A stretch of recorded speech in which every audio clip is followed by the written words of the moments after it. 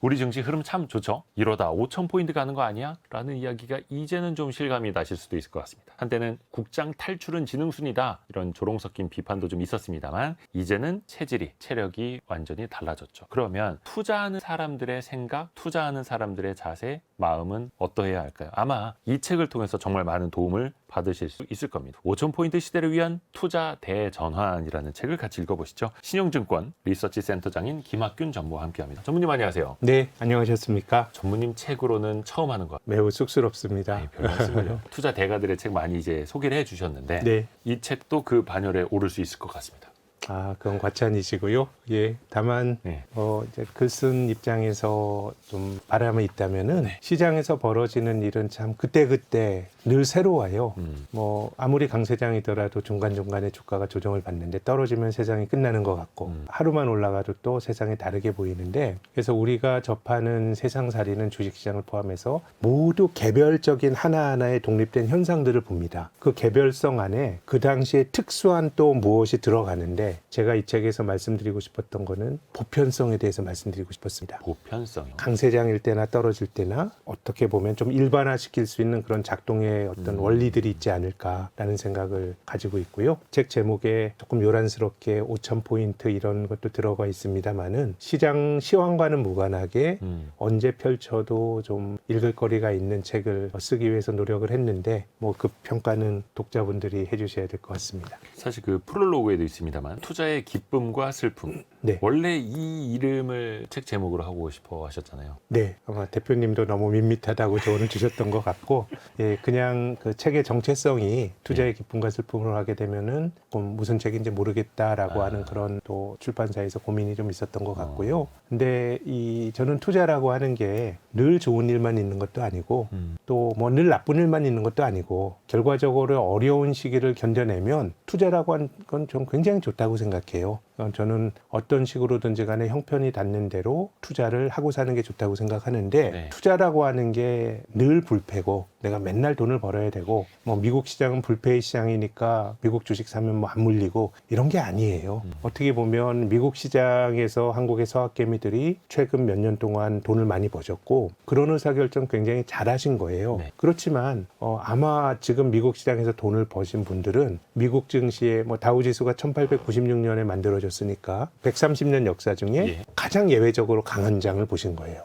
이제 코로나 직후에 우리 주가가 올라갈 때 많은 분들이 주식을 통해서 돈을 벌면서 내가 전업 투자하지 하면 어떨까 이런 생각을 가지셨는데, 돈 버는 거 쉽다고 했죠. 시장은 늘 사이클이 있기 때문에 사실은 미국 시장에서 돈을 투자하신 분들은 굉장히 좋은 선택을 결단을 하신 거지만, 이것 또한 증시의 긴 역사로 보면 굉장히 예외적인 시장이고 사이클이 없는 자산은 없거든요. 그래서 투자라고 하는 게 늘 기쁨과 슬픔이 교차하고 또 그 슬픔, 어려운 시기를 잘 견뎌낸 사람이 돈을 버는 거지, 내가 주식시장 정말 빠져 있다가 어느 한 순간 장 올라갈 때 들어왔다가 또 잘 팔고 나갔다가 기다렸다가 이런 게 투자가 아닌 것 같아요. 그런 사람이 존재한다고 하더라도 그런 사람이 당연히 저는 아닐 테고 또 이 방송을 듣고 있는 분 상당수도 아니실 거예요. 그러니까 투자라고 하는 거는 자기 책임의 과정이고 그 과정이 흐린 날을 잘 견뎌내고, 이런 분들이 결국 그런 것들을 견뎌내는 사람들이 돈을 버는 거기 때문에 저는 투자뿐만 아니라 인생에 정말 가치 있는 일들은 늘 기쁨과 슬픔이 공존하는 것 같아요. 이런 것도 온전히. 그럼요. 그렇죠. 네. 투자의 기쁨과 슬픔. 사실 투자 대전환이라는 타이틀을 달고는 있습니다만 좀 정책적인 책으로 보일 수도 있을 텐데, 네. 그동안 우리 개인 투자자들이 해왔던 주식 투자를 대하는 생각도 대전환이 필요하지 않을까? 또 그 내용도 많이 담겨 있고요. 네. 근데 아마 많은 분들이 그런 질문부터 할 수도 있을 것 같아요. 그러면 진짜 코스피가 5천 갈 수 있나요? 5천 갈 것 같나요? 요즘에는 뭐라고 답해주고 계세요? 언제 갈지는 모르지만 이제 주가 지수는 우상향의 함수입니다. 미국이나 한국이나 다 마찬가지라고 생각하는데요. 시기의 문제이지 5,000포인트 가는 거는 크게 어려운 일은 아닌 거라고 저는 생각합니다. 우리나라 기업 이익이 지난 10년 동안에 한국 경제 어렵다 해도 한 9% 가까이 상장사들이 당기순이익이 매년 늘어났어요. 그럼 10년 지났으면 9%씩 늘어나게 되면 이게 한 3배 가까이 될 거거든요. 네. 근데 우리가 투자를 할 때 내가 자영업을 하거나 내가 뭘 해도 그런 정도로 사실 돈을 벌기는 좀 어렵죠. 우리나라 GDP 성장률이 지난 10년 동안에 연평균은 아마 3%가 채 안 될 것 같은데, 투자라고 하는 거는 내 돈을 잘 불려줄 수 있는 누군가를 기업에게 내 돈을 맡기는 거거든요. 예. 근데 저는 자본주의 사회에서는 기업들이 그런 역할을 하는 거고 하기 때문에 뭐 기업이익이 뭐 한 8%씩 이렇게 늘어난다 그러면 주가가 뭐 그 정도 올라가는 거는 그 주식의 가치 평가 밸류에이션이 그대로 있다고 하더라도 뭐 엄청나게 어려운 건 아니고요. 이제 뭐 주가 지수가 3,800까지 왔지 않습니까? 네. 그러면 5,000까지 가는 게 한 30% 남은 것 같거든요. 뭐 불가능한 목표나 이런 건 아닌 것 같고 다만 거기까지 가는 길이 상당히 우여곡절이 있을 것 같아요. 2200에서 3800까지 달려온 길은 고속도로인데 뭐 투자라고 하는 게 뭐 그렇게 늘 직선 도로는 아니거든요. 우여곡절이 있겠지만은 결국은 5000이 됐건 6000이 됐건 투자하는 사람들에게 저는 지나가는 중간 경로일 따름이라고 생각합니다. 별적보록이 토요일 방송이고 유튜브랑 동시에 업로드 되다 보니까 녹음과 녹화를 보통 화요일에 저희가 진행을 하지 않습니까? 수목금 3거래일이 남았는데 최근의 기세로 보면 단 3거래일 만에 4천을 넘을 수도 있을 것 같고 그럴 수도 있죠. 그런데 네. 4천 넘을 것 같다가도 어느 순간에 또 와르르 크게 조정을 받을 수도 있는 거고 그래서 그럼요. 많은 분들이 유튜브에도 댓글 그렇게 남겨주세요. 이거 벌써 3일 지난 거 벌써 일주일이나 지난 거 볼 필요 없겠네 막 이렇게 예. 너무나 짧게 생각하시는 분들 네. 근데 그런 또 생각을 또 가지니까 또 일반적인 투자자일 수도 있겠고요. 사실 주가라는 게 매일 바뀌고 또 요즘은 자극이 굉장히 많잖아요. 뭐 여러 가지 정보나 지식도 너무 많다 보니까 투자가 굉장히 이제 단기화되고 있다라고 하는 경향은 그런 건 느끼게 되는데 이 주식시장의 거래 회전율이라고 하는 게 전 세계적으로 많이 높아졌어요. 저는 그게 거래가 편해졌고 제가 증권회사에 입사했을 때만 해도 주식을 주문하려면 객장에 나가서 주문을 내거나 아니면 전화로 주문을 했어야 됐어요. 근데 지금은 대부분 휴대폰으로 하시잖아요. 네.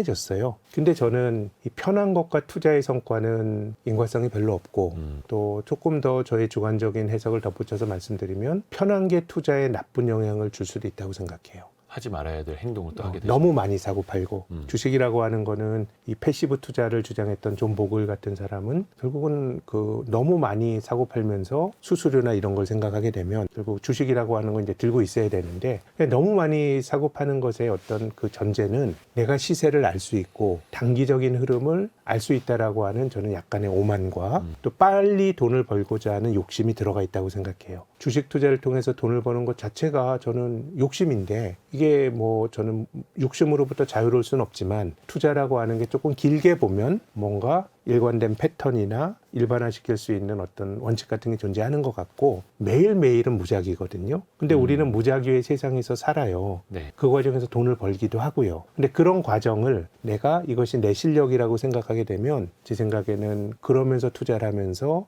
덜컥수를 두게 되고 실패를 하게 되는 경우들이 많은 것 같습니다. 당장 오늘, 당장 내일 주가가 오를 것인가 떨어질 것인가 이거 맞추는 건 사실상 불가능에 가깝고 네. 하지만 1년 뒤, 5년 뒤, 10년 뒤의 그림은 또 그려지고 길게 생각을 좀 하셔야 될 텐데요.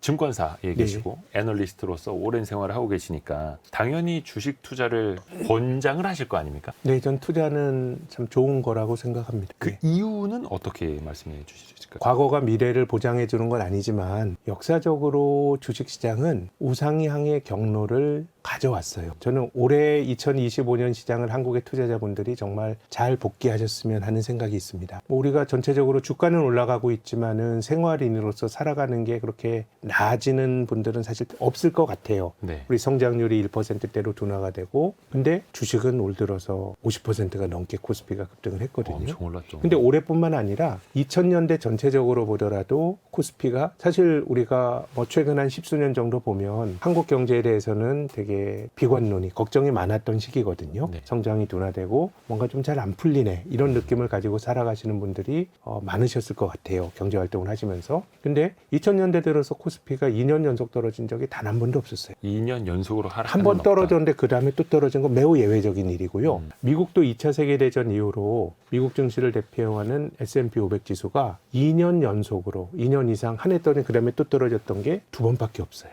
한 80년 동안에 두 번이에요. 우리는 금세기 들어서 외환위기 이후로 종합주가 지수가 2년 연속 떨어진 적이 근 30여 년 동안 없었고요. 미국은 한 40년에 한 번 나타나는 현상이니까 주가 지수는 결과적으로 떨어지기보단 올라갔던 건데 앞서 말씀드린 것처럼 과거가 미래를 말해주지 않지만은 그래도 미래에도 저는 그런 일이 벌어질 수 있다라고 생각하는 몇 가지 이유가 있는데요. 첫 번째는 일단 주가 지수는 성장의 함수예요. 경제가 커가는 것만큼 주가가 올라가는데 요즘 같은 세상에서는 뭐 가계, 기업, 정부 모든 경제 활동하는 사람들의 성과가 반영이 되는 평균치로서의 경제 성장 GDP보다 기업이 조금 더 나았기는 한데 크게 보면은 경제가 커가는 것만큼 주가가 그걸 반영해서 올라가거든요. 지금 우리 경제에 대한 비관론이 굉장히 많지만은 우리 경제를 역성장이라 그러지 않습니다. 마이너스 성장이라 그러지 않고 저성장이라 그러잖아요. 근데 주가라고 하는 거는 경제 성장보다 훨씬 더 진폭이 커요. 경제가 조금 성장할 때 주식이 많이 올라간다. 이거는 버블이라고 볼 수도 있고, 또 떨어질 때도 경제가 둔화되는 것보다 더 많이 떨어지기 때문에 결국은 주식의 진폭은 경제의 진폭보다 훨씬 큰데 경제는 줄어들기보다는 확장을 하니까 주가지수가 올라가는 게 있고요. 두 번째는 주가지수라는 것 자체가 승자의 기록입니다. 승자의 기록. 예, 미국에서 제일 좋은 기업들 30개를 뽑아놓은 지수가 다우지수 아닙니까? 네. 다우지수는 100년이 넘는 역사를 갖고 있는데 100년 동안 다우지수에 들어가 있고 지금도 있는 회사는 없어요. 당대의 나쁜 기업을 빼고 좋은 기업을 계속 갈아 낍니다. 최근에 다우지수의 조정이 작년 11월에 있었는데요. 뭐 요즘 뭐 국유화시킨다 뭐 그런 얘기도 나오는 인텔이라고 하는 회사가 이 굉장히 오래된 유수의 반도체 회사인데 최근에 좀 어려워졌잖아요. 인텔을 빼고 요즘 제일 잘 나가는 엔비디아를 끼워 넣습니다. 다우존스 30 지수에서 인텔이 탈락을 하는. 네. 그러니까 우리가 기본적으로 우량주 장기 투자를 얘기하지만 그 우량주가 앞으로도 우량주란 보장이 없어요.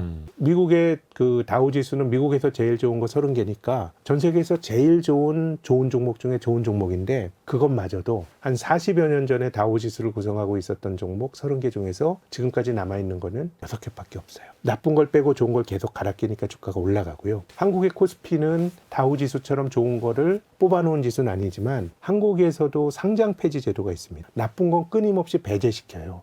그래서 내가 직접 투자를 했을 때 어떤 종목을 샀을 때 돈을 많이 벌 수도 있지만 망할 회사를 사게 되면 내 재산이 0이 될 수도 있는데 주가지수는 나쁜 건 끊임없이 배제되니까 주가지수 자체가 승자의 기록입니다. 당대에 가장 성공하는 기업들을 중심으로 주가지수가 만들어지니까 우리가 느끼는 경제보다 주가지수의 성과가 훨씬 더 좋은 경향이 있는 것 같고요. 마지막으로 말씀드릴 거는 저는 중앙은행의 역할이에요. 이제 9월 달에 글로벌 증시가 다시 뜀박질을 하는 것도 시작했던 것도 미국이 금리를 낮췄기 때문이거든요. 근데 금리라고 하는 건 중앙은행이 결정하죠. 기준금리를. 네. 근데 금리라고 하는 건 결국 돈을 빌려주는 사람과 빌리는 사람의 매개가 되는 게 금리입니다. 돈을 빌려주는 사람 입장에서는 금리가 내 돈을 누군가에게 빌려줬을 때 저 사람이 내 돈을 혹시 떼먹는 거 아니야? 내 돈을 떼어먹는 것에 대한 리스크를 금리에 투영을 합니다. 그래서 과거에 중앙은행이 생기기 전에는 뭔가 로마 제국이 망할 때, 그리스가 망할 때 보면 이자율이 높아져요. 그건 어떤 의미냐 하면 한 정치 시스템이 망할 때이기 때문에 경제도 어렵고 세상도 어수선하지 않습니까? 네. 그러니까 돈을 가진 사람들이 이 어수선한 세상에서 내가 누군가에게 돈을 빌려주게 되면 내 돈을 떼일 것에 대한 우려가 커지니까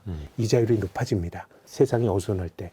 이건 우리가 아는 경제학의 상식에 반하죠. 코로나 때 글로벌 금융위기 때 금리가 낮아지죠. 그래서 중앙은행이 만들어지면서 경기가 나쁠 때 금리를 올려받고자 하는 돈을 가진 사람들의 탐욕을 억제하는 게 중앙은행의 역사적인 사명인 것 같아요. 그러니까 경기가 나쁘면 돈을 풀어요. 특히 2008년 금융위기 이후로는 실물 경제에 필요한 역사적으로 필요했던 돈의 규모보다 그 화폐 영역에서 풀린 돈의 규모가 너무 많다 보니까 네. 최근 들어서 우리가 모든 자산이 다 올라가는 에브리띵 랠리라는 말이 거론이 되는데 돈이 많으니까 모든 자산이 다 올라가는 겁니다. 안전자산인 금도 올라가고요. 위험자산인 이 기술주도 올라가는 거고 그렇기 때문에 뭐 최근에 나타나고 있는 2008년 금융위기 이후로 중앙은행이 돈을 많이 풀면서 이런 현상이 더 가속화되긴 했는데 역사적으로 중앙은행의 역할이라는 것도 위기를 짧게 만들고 했기 때문에 우리가 생각하는 삶의 어떤 굴곡은 굉장히 굴곡이 큰데 자산시장 그거보다 훨씬 더 나은 것 같고요. 미국이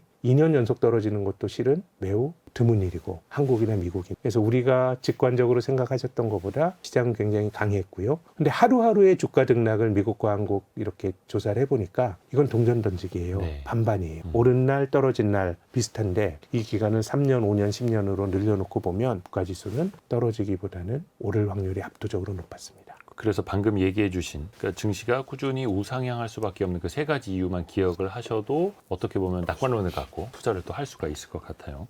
근데 꾸준히는 아닙니다. 꾸준히는 실은 중간중간에 아니고 등록이 중간에. 있는데 그렇죠. 결국 시간을 넓게 놓고 보면 그 중간중간에 우여곡절도 결국은 나락으로 떨어지는 그런 중간 단계라기보다는 울퉁불퉁. 결국은 견디면은 굉장히 높은 승률로 보답이 있었던 게 주식시장의 역사가 우리에게 보여주는 기록이라고 우리가 봅니다. 또 그 현재에 살고 있고요. 또 네. 그걸 또 보고 있는 거고요. 5,000포인트 시대를 위한 투자 대전환 김학균 센터장님의 책 같이 읽어보고 있는데요. 키워드 몇 개를 좀 만들어봤어요. 첫 번째는 낙관론자가 되라. 뭐 비관론자도 있고 낙관론자도 있습니다만 항상 낙관론의 편에 서라라고 말씀을 했죠. 네, 역사적으로 앞서 말씀드린 것처럼 주가 지수는 낙관론자가 우상향해 승리하는 왔기 때문에. 것이었고요. 네. 근데 저는 비관론자가 나쁘다고 생각진 않아요. 어떤 시점에서. 왜냐하면 비관론자가 있기 때문에 세상이 더 안 나빠지는 면도 있어요. 사실 주식시장 우리가 경험을 하면서도 진짜 큰 악재는 우리가 시장이 있다 보면 6월 대란설, 9월 위기설 이런 얘기들 들으시잖아요. 네. 근데 예정된 위기와 대란이 현실화된 적은 없어요. 미리 대비하니까. 그럼요. 세상이라고 하는 게 일종의 다이내믹스가 있잖아요. 그래서 저는 비관론자들의 경우에는 의견을 말하는 비관론자들은 그들도 세상에 기여한다고 생각을 하는데요. 투자라고 하는 건 내 돈을 걸고 하는 굉장히 냉혹한 또 결과가 중요한 그런 게임이거든요. 그렇다 그러면 투자자 입장에선 저는 낙관론을 당연히 견제하는 게 맞고 뭐 시장이라고 하는 게 예상치 못하게 떨어지기도 해요. 2022년에 미국 시장도 S&P 500 지수가 20% 넘게 밀렸고 그런 일이 벌어져요. 근데 그렇게 떨어졌을 때가 지나고 보면 결국은 용기를 내서 주식을 사야 될 때였거든요. 그렇기 때문에 이 낙관론자가 되라는 게 시장에 울퉁불퉁한 과정이 없고 단선적으로 주가가 올라간다는 얘기가 절대로 아닙니다. 시간을 기다리면 중간에 우여곡절이 있더라도 이길 확률이 높았다는 거고 또 중간중간에는 주식 투자를 함으로써 가지게 될 공포와 또 아주 낭패감을 견디는 그런 시기도 오는데 그때 역시도 지나고 생각하면 주식을 사야 될 때였죠. 코로나 직후, IMF 외환위기 직후, 글로벌 금융위기 직후 그 다음에 주가지수가 몇 배씩 올라갔잖아요. 그렇기 때문에 저는 투자자는 세상이 망하는 데 걸면 안 되고 또 우리의 인생 자체가 그렇죠. 누구나 다 부족함이나 결핍이 있어요. 이걸 극복하기 위해서 노력하다 보면 나의 인생에도 다이내믹스가 생기는 거거든요. 고정된 미래가 아니고 이런 투자자는 절대적으로 낙관론의 편에 서는 게 그것이 뭐 당위적으로 옳아서가 아니라 역사적으로 그런 자가 돈을 벌었다고 생각합니다. 그 비관론자들은 어떻게 보면은 좀 과도하게 쏠리지 않게 네. 버블이 생기지 않게 경종을 또 올려주는 존재이기도 그분들도 하고 세상에 기여하는 바가 있고 또 비관론이 조금 똑똑해 보이기도 해요. 그렇기 때문에 지적으로 끌림이 있어요. 근데 투자자는 우리가 투자에 있어서 그런 것들을 활용할 수는 있는데 네. 세상이 망하는 데 배팅하면 저는 그거는 투자자 입장에서는 결과가 안 좋을 거라고 생각해요. 이건 당위가 아니고 그동안 흘러온 인류의 역사가 그렇고 저는 앞으로도 그럴 거란 믿음이 있습니다. 근데 인간은 본성적으로 비관론에 더 귀를 기울이게 된다 하더라고요. 그럼요. 저쪽에서 사람들의 웃음소리와 네. 저쪽에서 저 호랑이 울음소리가 나 호랑이 웃음소리가 먼저 더 반응이 되지 않습니까? 그럼요. 그렇게 인류의 거죠. 긴 역사에서 생존을 위해서. 우리가 자연으로부터 이렇게 안전하게 살았던 역사가 얼마 안 돼요. 그럼 숲속에서 부스럭거리는 소리가 났을 때는 일단 도망가는 게 도망가야지. 맞지. 그래야지 그렇기 살았죠. 때문에 방어적인 게 있고 또 우리가 손실이 같은 이익과 같은 손실을 비교하면 손실이 개인에게 미친 영향이 훨씬 더 커요.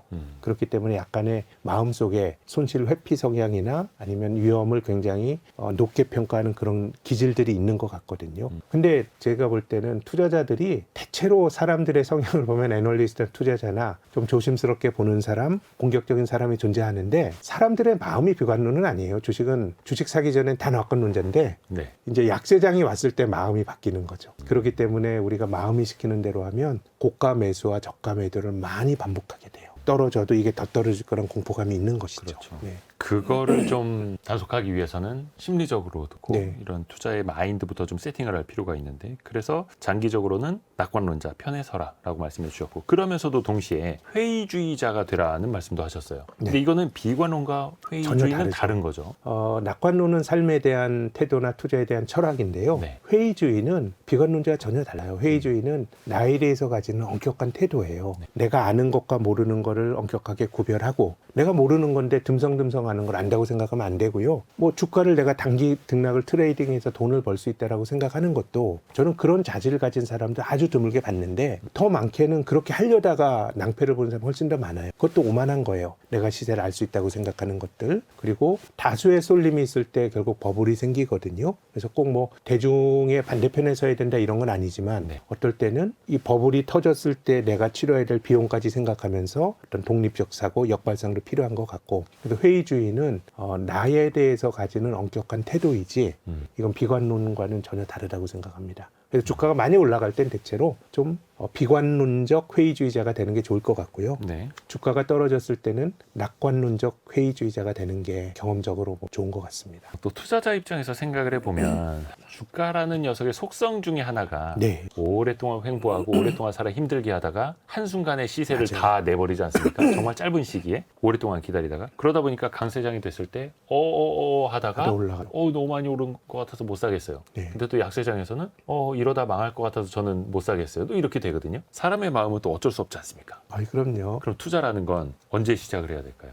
투자하기에 좋은 시기는 없죠. 그걸 또 내가 알 수 있다고 생각하면 안 돼요. 지금 사실 우리가 지금 3,800포인트대, 지금 10월 21일 기준으로 3,800포인트대까지 갔는데 네. 많이 올라서 지금 강심장이 아니면 지금 주식을 사기가 힘들 거예요. 되게 부담스러울 거예요. 근데 3,600일 때는 안 그랬나요? 3,000일 때는 안 그래요. 바닥에서 2,200에 3,000까지 올라오니까. 그래서 사람이 가진 인지적인 함정 중에 하나는 지금이 그 어느 때보다 불확실하다라고 하는 게 사람이 가진 인지적 함정이에요. 항상 지금이. 예. 왜냐면 과거에도 불확실했어요. 근데 과거는 우리가 지나온 결과를 아니까 네. 그때는 굉장히 선명한 것 같지만 실은 일주일이나 한 달 전으로 시계추를 돌려봐도 불확실했어요. 그렇기 때문에 투자라고 하는 것은 불확실성을 사는 게임이기 때문에 이걸 내가 알 수 있다고 생각하면 안 돼요. 네, 투자라 내가 주식 사면 결국 올라간다 이런 말씀 드리는 거 아니고 그렇기 때문에 좋은 거는 적립식으로 하시는 거 굉장히 좋고요. 나누어서 하게 되면 주가는 결국은 시간을 지나면은 투자한 사람에게 시장은 보답을 줬다라는 게 이제 제 책에서 많이 거론하고 있는데 결과가 좋은 게 투자라 그러면 중간에 나쁠 때 네. 주식을 싼 가격에 사면 결국 더 좋은 거예요. 네. 그러니까 적립식 투자는 상대적으로 리스크가 적고요. 근데 내가 목돈을 한 번에 들어간다.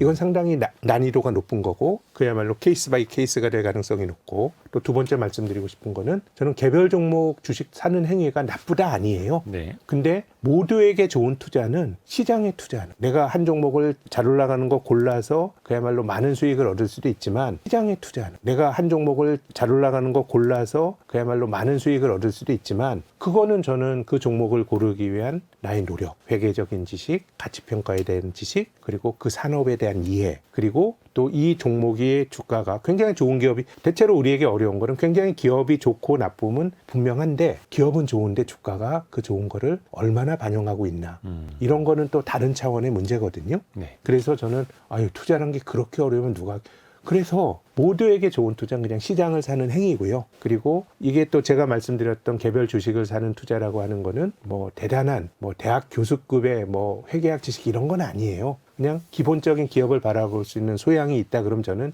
누구나 훌륭한 투자자가 될 수 있는데 시장에 투자하는 행위는 그런 소양마저도 필요 없다고 생각해요. 그래서 시장에 투자하는 투자를 패시브 투자라고 해요. 네. 소극적인 투자. 근데 이게 의외로 어려워요. 왜냐하면 남들이 주가가 올라갈 때 이 돈을 버는 걸 보면 내가 시장에 투자해서 돈을 버는 나의 수익률 자체가 굉장히 하찮아 보일 수 있고요. 또 두 번째는 투자는 누구에게나 중요해요. 누구에게나 10,000원, 10만 원도 중요한 돈이잖아요. 네. 근데 이 중요한 투자를 그냥 아주 소극적으로 내가 시장 인덱스나 사고 있으면 이게 그런 어떤 지적인 약간 내가 내 행동을 열심히 일해야 될 걸 해태하고 있는 거 아니냐라고 하는 그런 자의식이 들 수도 있거든요. 그래서 저는 누구에게나 좋은 거는 나누어서 시장을 사는 행위는 좋다고 생각하고 그거는 사실 타이밍을 알 수 있다고 생각하면 안 되죠. 나누어서 사기 때문에 주가가 떨어지면 낮은 가격에 더 많이 사게 되는데 올라가는 장에서 이런 말씀이 쉬워 보이죠. 주가가 떨어지면 손이 또 안 나가요. 더 떨어질 것 그렇죠. 같아서. 그래서 적립식 투자도 굉장히 어렵고 이 적립식으로 시장에 대해서 나눠서 투자하는 거는 언제 하셔도 좋다. 본질적으로 그거 하기에 좋은 시기는 알 수가 없다고 생각해요. 기계적으로 해야죠. 그럼요. 왜 맞습니다. 적금 같은 경우에는 그냥 자동이체로 들어가도록 해놓잖아요. 네. 적립식 매수도 사실은 그렇게 하는 게 좋기는 한데 그래서 시장 전체에 투자를 하면서 개별 기업과 산업에 대한 리스크를 분산하고 그럼요. 적립식으로 투자를 하면서 시간도 분산을 하고 위험을 계속해서 좀 퍼뜨리는 거죠. 저는 뭐 패시브 투자만 정답이다 이런 거 말씀드린 절대로 아니고요. 네. 개별 주식을 사는 것도 저는 굉장히 좋은 투자의 방법인데 앞서 말씀드린 것처럼 누가 해도 좋은 투자. 워렌 버핏이 그런 얘기를 했어요. 좋은 회사는 바보가 경영해도 잘 돌아가는 회사가 좋은 회사야라고 한 거거든요. 네. 비즈니스 모델이 굉장히 좋고 그래서 저는 투자가 꼭 지수를 사는 패시브 투자만 있는 건 절대로 아닌데 누구에게나 좋은 건 그렇게 하게 되면 크게 낭패는 안 보고 시간이 지나면 그런 수익이 쌓여서 굉장히 투자자들에게 좋은 결과를 가져왔기 때문에 그런 말씀을 이제 드리는 겁니다. 우리가 투자를 안 하고 있다 그러면 출발은 그냥 시장을 적립식으로 사는 데서 출발해야 된다고 생각합니다. 근데 이제 어떤 분들은 그런 말씀도 하시더라고요. 뭐 맨날 사라고만 하느냐. 언젠가는 팔아야 할 때도 있겠지 않습니까? 그럼요. 네. 물론 뭐 그 자금이 필요한 시간이 있다면 뭐 개인의 사정에 맞게 팔 수도 있겠습니다만 매도해야 될 때는 언제로 어떤 기준으로 봐야 될까요? 저는 돈이 필요할 때 해야죠. 그러니까 뭐 시장이나 지수나 이런 그런 걸 보지 판단을 마라. 내릴 수는 있겠지만은 뭐 어느 시점에 잘 팔고 잘 나오고 이런 것도 필요하겠지만 그걸 알기는 되게 힘든 것 같아요. 근데 이제 돈이 필요한데 내가 6개월이나 1년 안에 돈이 필요할 가능성이 있다라 그러면 이게 6개월이나 1년의 시장 흐름은 우리가 최근에 경험했던 한 6개월처럼 짜릿할 수도 있지만 그 직전처럼 정말 지루할 수도 있고요. 2022년처럼 아주 참혹한 6개월이 올 수도 있어요. 그래서 그런 걸 알 수는 없기 때문에 저는 시간을 이길 수 있는 돈을 가지고 가는 게 가장 중요한 것 같아요. 만기가 없는 돈. 만기가 없는 돈. 그리고 네. 또 뭐 우리가 살기가 힘든데 그렇게 부려줄 수 있는 돈이 얼마나 있어. 저는 그 말도 공감해요. 근데 저는 우리가 투자를 해서 종종 실패하게 되는 중요한 이유가 결국 만기가 짧은 돈으로 내가 필요한 돈을 가지고 하게 되고 그러다 보니까 단기적으로 보게 되는 거고 또 그 마음속에는 내가 빨리 부자가 되고자 하는 그런 욕구가 있는 것 같거든요. 그래서 제 책에서도 좀 인용을 했습니다마는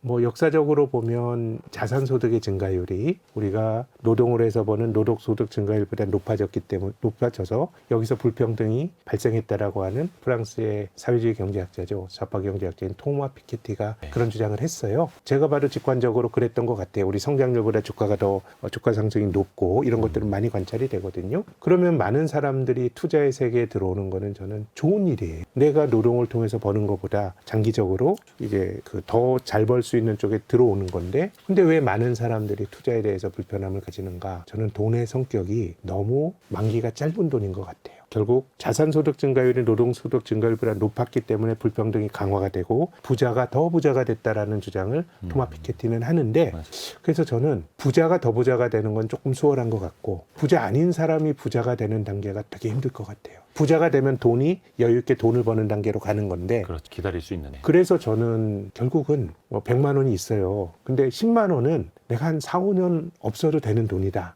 라고 생각하면 그 10만 원은 부자의 돈이에요. 그래서 저는 뭐 은퇴자가 어떻게 살아야 되냐 저는 젊은이에게 투자가 절대적으로 유리하다고 생각해요.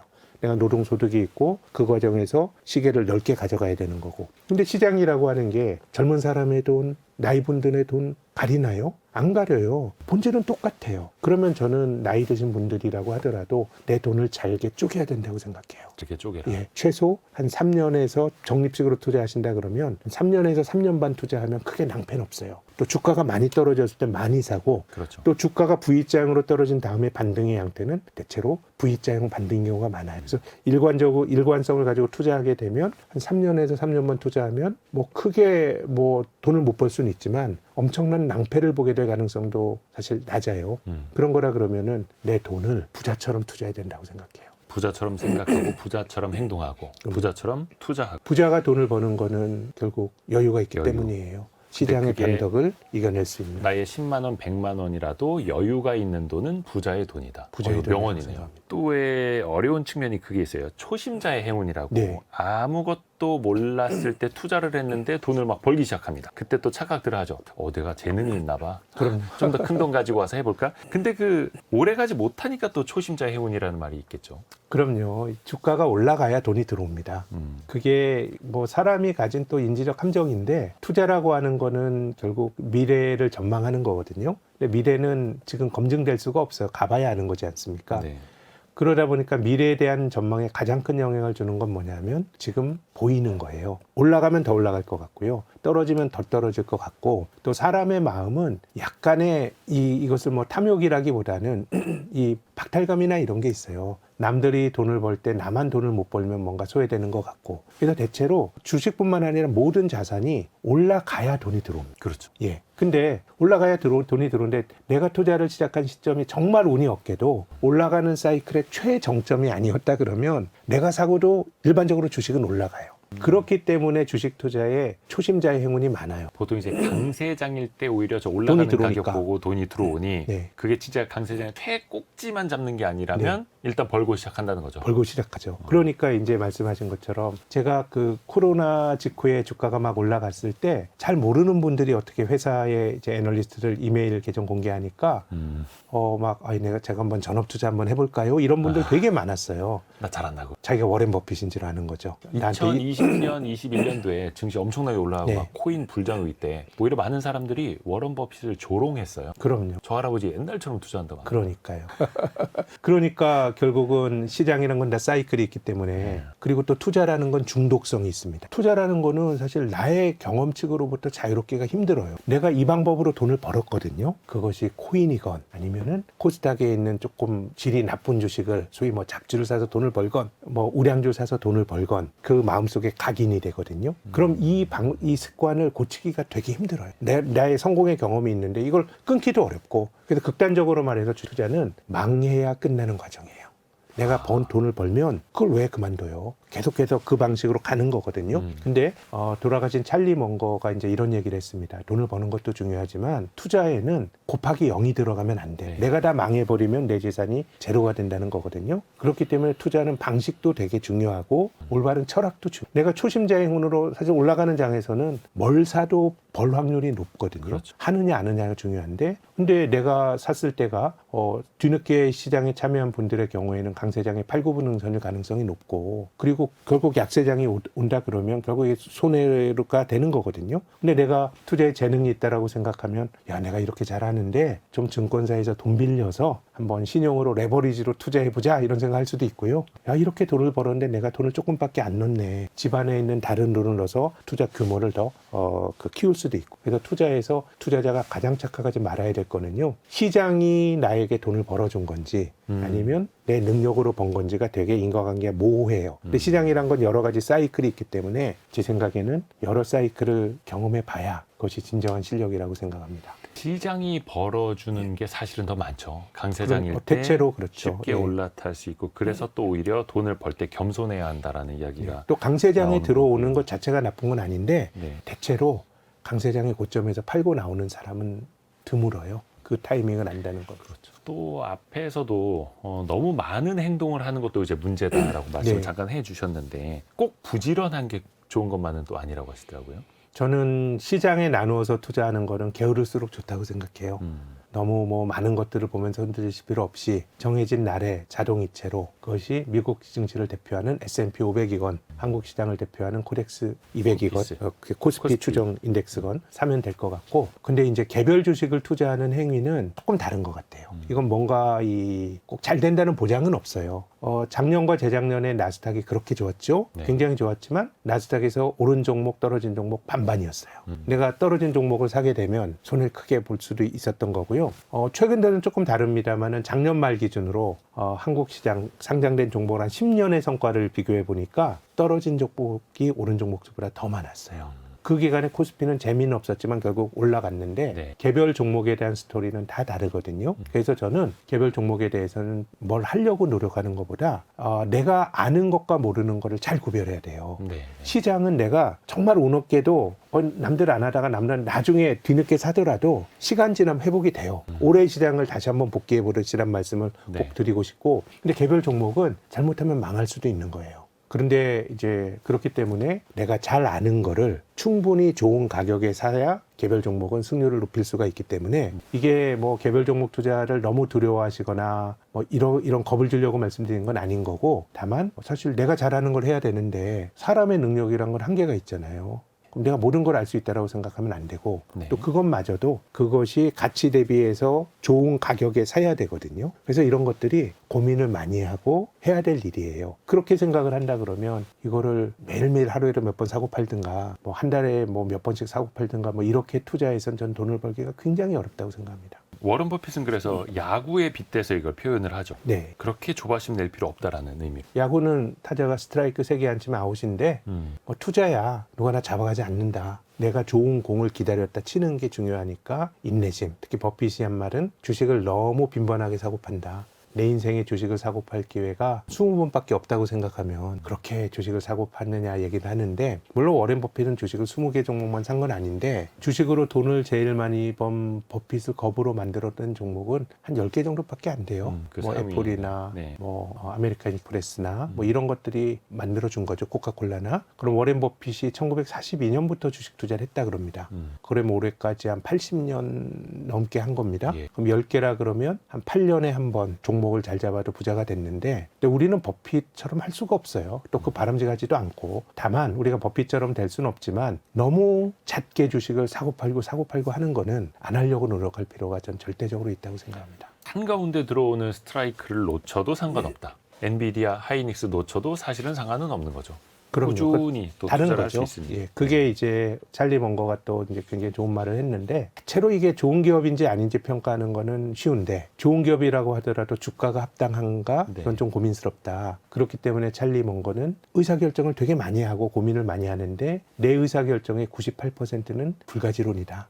이건 잘못됐다가 아닙니다. 알 수 없으니까 알 수 없는 건 안 한다는 것도 존중할 만한 철학인 거죠. 사실 코스피가 3,000 넘어오고 네. 3,300 사상 최고치를 돌파하고 이럴 때도 주변에서 포모 현상 느끼는 분들 지금이라도 사야 되나 혹은 그때 살 걸 이랬던 분들이 당신 별로 많지 않았었거든요. 네. 근데 이제 3,700, 3,800, 막 4,000 목전에 오다 보니까 이제 좀 들리지 않습니까? 그럼요. 이게 주식은 철저하게 올라가야 끌리는 게임인 것 같아요.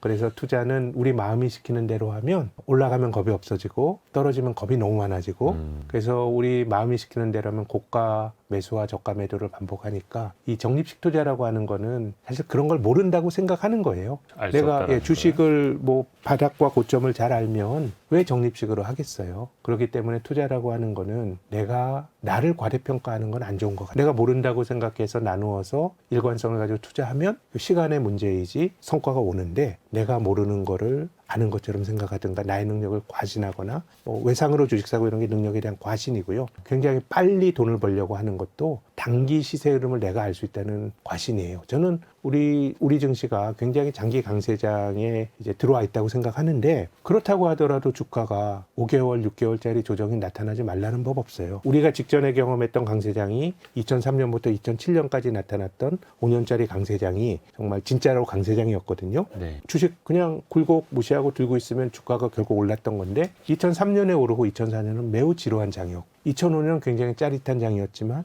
2006년은 다시 지루한 장이었어요. 그렇기 때문에 투자라고 하는 거는 내가 시세를 알 수 있다고 생각하면 안 되고 우리 스스로가 또 생각해야 될 거는 이거를 빨리 가려고 하는 것보다 투자하기에 좋은 시기는 없으니까 적립식이라는 건 저는 굉장히 좋은 철학이라고 생각합니다. 근데 이게 참 마음은 또 그렇게 안 움직입니다. 그럼요. 네, 욕심이 있으니까요. 요즘에 특히 이제 그러면 주변에서 누가 주식으로 큰 돈 벌었다 이런 이야기가 슬슬 퍼질 텐데 네. 조바심이 나죠. 그래서 사실 시가총액이 커지니까 비례적으로 빚도 늘어나긴 합니다만 그 신용융자도 꾸준히 늘어나지 않습니까? 이른바 빌려서 투자하는 사람들도 조바심을 내서 더 엑셀러레이터를 더 이제 급발진 밟을 수가 있을 텐데 이런 분위기는 항상 또 반복돼 왔지 그럼요. 않습니까? 그야말로 주식시장이 내재가 된 보편성이에요. 예. 지금까지 어떻게 보면 한국 시장이 지난 4월부터 자동차로 따지면 시속 100km로 달려온 거예요. 예, 2200에서부터 이렇게 올라왔으니까 투자의 과정이 그렇게 계속 달리는 고속도로가 전 아닐 거라고 봐요. 이번 사이클에 뭐 5천 갈지 안 갈지는 모르겠습니다만은 전 장기적으로는 가겠지만 그것을 단정적으로 언제 간다라고 말씀드릴 만한 뭐 재간은 저한테 없는 건데 근데 그런 과정들은 매우 여러 가지 울퉁불퉁 길을 거칠 거라고 생각합니다. 이것이 우리가 강세장이 있더라도 그런데 또 신용융자를 많이 빚을 끌어다 쓰게 되면 그 한 방에 그냥 훅 가는 거죠. 넘어갈 수 있는 울퉁불퉁한 길이었는데 네. 그 작은 돌뿌리에 걸려서 넘어져서 곱하기 0이 될 수도 아니 있는 최근에 거고요. 코인을 했을 때 마진콜 때문에 뭐 청산이 됐다 이런 걸 봤는데 예. 저는 그거 사실은 메커니즘 잘 모르겠지만 야 어떻게 많이 떨어졌지만 10몇 % 떨어졌는데 저 포지션 청산이 되냐라고 생각을 해보면 너무 레버리지를 많이 잡은 거고요. 지나고 나면 그 조정이 기억 안 날 수도 있어요. 우리가 주가 조정 때 막 그런 사고가 발생했네 이런 게 주가 지수가 한 3, 4% 떨어지면 그런 일들이 발생하거든요. 근데 올해만 하더라도 종합주가 지수가 이 좋은 장에서도 그런 일이 4번 있었습니다. 나스닥이 4% 이상 떨어진 적도 4번 있었어요. 외상으로 주식을 사게 되면 그 잔파도의 내 포지션이 청산됩니다. 상승장에서도 얼마든지 1, 20% 하락하는 조정장이 나타날 수 있는 건데 그거를 곱하기 2, 곱하기 10 이렇게 해놨다면 작은 변동에도 일단은 내 돈부터 깎여나가고 곱하기 0이 돼버릴 수 있다. 지금까지는 사실 틀린 말은 아닙니다만 미국 S&P 500을 비롯해서 미국 대표 지수에 꾸준히 투자를 하면 벌어왔다. 사실 이것도 앞에서도 많이 강조를 해주셨는데 미국 증시 불패론이라고도 네. 요즘에 하더라고요. 진짜 신념처럼. 나는 뭐 그것 하나 좀 하면 저는 안 된다라는 좋은 거. 것 같아요. 왜냐하면 예. 사이클이 없는 자산은 없고 미국도 1937년부터 1950년까지 주식이 지난 한국의 금년 4월 이전의 한국 시장처럼 장기 횡보를 했고요. 68년부터 82년까지 그랬고요. 넓게 보면 2000년부터 2012년까지 그랬어요. 그런 사례들이 되게 많은데 근데 미국은 좋은 시장이죠. 근데 이것이 불패의 자산이라고 생각하면 사이클은 늘 있고 조정이 있으면 그걸 견디고 또 싸지면 더 사고 해야 되는데 얘는 불패라고 믿음을 갖게 되면 그 조정을 견딜 수가 없어요. 바로 팔아버리고 하기 때문에 아까 말씀드린 회의주의에 대한 태도는 미국에도 견지해야 되는 것이고 그렇기 때문에 저는 미국 주식상은 되게 좋다고 생각하는데 불패의 자산은 없다고 봐요. 시간이 지나면 그 자산이 특히 주가지수는 보답을 해준다 이건 맞지만 불패는 그냥 복싱으로 치면 한 대도 안 맞고 상대방을 KO시키는 그런 복수는 없어요. 그래서 뭔가 올라가는 장세에서는 영원할 것 같은 네, 그럼요. 그런 거에 잠깐 취하게 되는데 사실은 그때가 또 위험한 순간이기도 하고 그러니까 백전백승 혹은 한 대도 안 맞고 KO승하는 복선은 없다. 우리 기자분들이 그런 얘기를 해요. 요즘 뭐 가끔 보면 5,000포인트 도달하는 게 이게 뭐 언제나 가능해요 하는 게 불과 몇 달 전인데 지금 주식이 단기간에 몇백 포인트 오르니까 예. 오늘 전화 받은 거는 연내 5,000포인트 도달이 가능한가요 물어보는데 질문이 바뀌었나요? 그럼요. 다 마음은 시장에 따라 바뀌는데요. 연내라고 해봐 이제 한 2달여밖에 안 남았습니다만 네, 그런 것들이 사람의 너무 좀 마음이. 휘둘리면 안 된다고 봐요. 그런 건 모른다고 생각해야죠. 그러니까 세상이 변한다라기보다는 물론 세상도 변합니다만 사람의 마음이 더 많이 네. 변하는 거죠. 그러다가 또 조정을 한번 받게 되면은 내가 고점 잡은 것 아닌가 또 불안해하고 공부한 게 뭐가 의미가 있나 내가 주식 투자를 왜 시작했을까 생각하는 시점이 또 분명히 또 옵니다. 그럼요. 투자하다 보면 대체로 대중들의 마음은 벼락거지. 내가 투자 안 하면 기회를 놓치면 거지가 될 거라고 하는 조바심과 무주식이 상팔자를 왔다 갔다 하죠. 그 중간 어딘가쯤에 저는 균형이 있을 거라고 생각합니다. 항상 반복이 됩니다. 하지만 이제 꾸준히 장기적으로 네. 또 평생 앞에서도 말씀해 주신 게 이 투자의 시장에서 퇴출만 되지 않으면 되는 거고 네. 망해야 끝나는 게임이라고 말씀해 주신 건 망하지 않을 수 있다. 네, 라는 개별 것도 또 종목은 의미를 담고 아니고 있는 거니까요. 특히 시장이나 경제는 사실은 뭐 망한다라고 생각하는 거는 물론 영원 불면한 건 없는데 그 내고 연한 훨씬 길다고 봐야죠.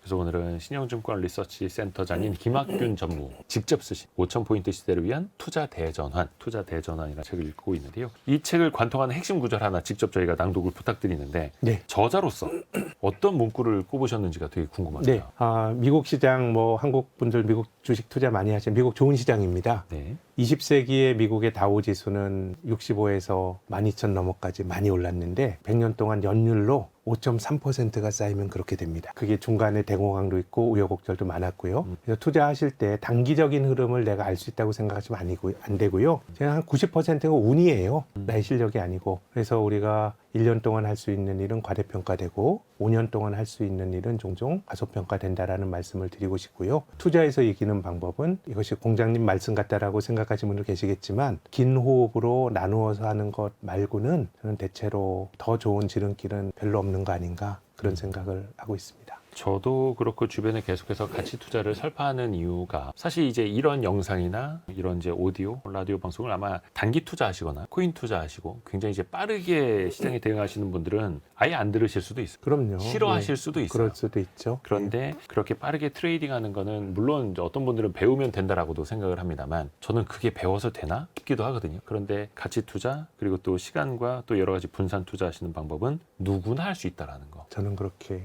예. 믿습니다. 중학생부터 가정주부 그럼요. 어르신까지 또 누구나 일찍 갈수록 가능하다는 또 좋습니다. 복료가 또 생깁니다. 그럼요. 네. 의미 있는 책입니다. 5,000포인트 시대를 위한 투자 대전환. 이 책은 저자이기도 한 신영증권 리서치 센터장인 김학균 전무와 함께 읽어봤습니다. 오늘 말씀 고맙습니다. 네, 감사합니다. 고맙습니다.